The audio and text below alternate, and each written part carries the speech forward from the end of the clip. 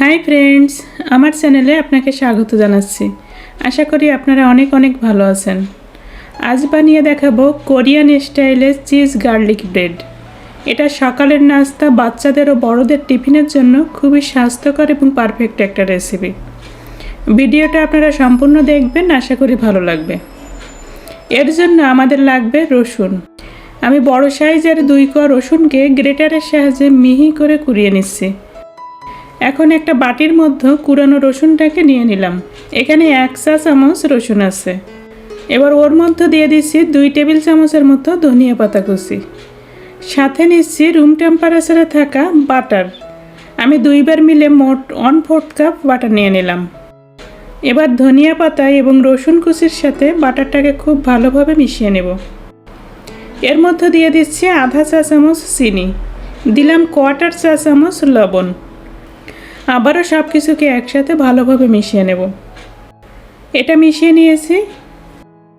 এবার অন্য একটা বাটিতে আমি 2টা ডিম ভেঙে নিচ্ছি। ডিমের মধ্যে দিচ্ছি সামান্য লবণ। এবার দেব চিলি ফ্লেক্স। এটা আপনারা যেমন ঝাল খান সেটা বুঝে দেবেন। আমি 1/4 চা চামচের মতো চিলি ফ্লেক্স দিয়েছি। এখন সব কিছুকে একত্রে মিশিয়ে নেব।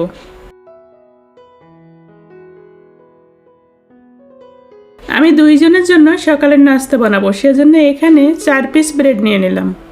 এদিকে চুলাতে আমি একটা ফ্রাই প্যান গরম করেছি। এবার গরম প্যানে একটু করে বাটার লাগিয়ে ব্রেডগুলোর 1 পিট করে সেঁকে নেব।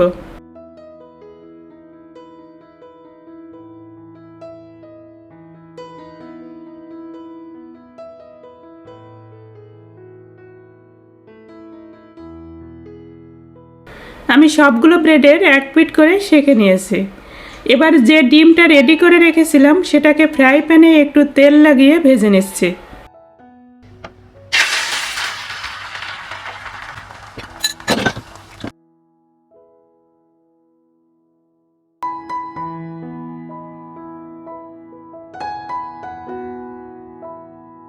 আমি যেহেতু 2টা স্যান্ডউইচ বানাবো, তাই ডিমটাকে 2টো ভাগে ভাগ করে নিলাম।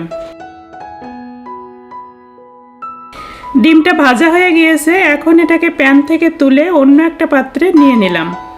এখন ব্রেডের যে সাইডটা আমি ফ্রাই প্যানে সেঁকে নিয়েছিলাম সেই সাইডটাতে একটা স্লাইস করা চিজ দিয়ে দিচ্ছি। এবার দিচ্ছি ভাজা ডিম। এখন আরও একটা ব্রেড নিয়ে ব্রেডের যে সাইডটা সেঁকে নিয়েছিলাম তার অপর সাইডে রসুন বাটার মিশ্রিত পেস্টটা লাগিয়ে দিচ্ছি। এখন গার্লিক বাটার লাগানো ব্রেডটাকে ডিম আর চিজ রাখা ব্রেডের উপর দিয়ে ফ্রাই প্যানে ভেজে নেব। এবার গরম ফ্রাই প্যানে ব্রেডের যে সাইডটাতে গার্লিক বাটার লাগিয়েছিলাম সেই সাইডটাই প্যানের উপর বসিয়ে দিলাম। চুলার আঁচটা আমি মিডিয়ামে চেয়ে একটু কম রেখেছি। এবার উপরের সাইডটাতে আগে থেকে বানিয়ে রাখা রসুন বাটারের পেস্টটা লাগিয়ে দিচ্ছি। এখন উল্টে দিয়ে অন্য পিঠটাও একইভাবে ভেজে নেব। এটা হয়ে গিয়েছে, আমি পাত্রে তুলে নিচ্ছি। এখন একইভাবে বাকি ব্রেডটাও ভেজে নেব। তৈরি হয়ে গেল আমাদের চিজ গার্লিক ব্রেড। আশা করি ভিডিওটা আপনাদের ভালো লেগেছে। সবাই খুব ভালো থাকবেন। বাই।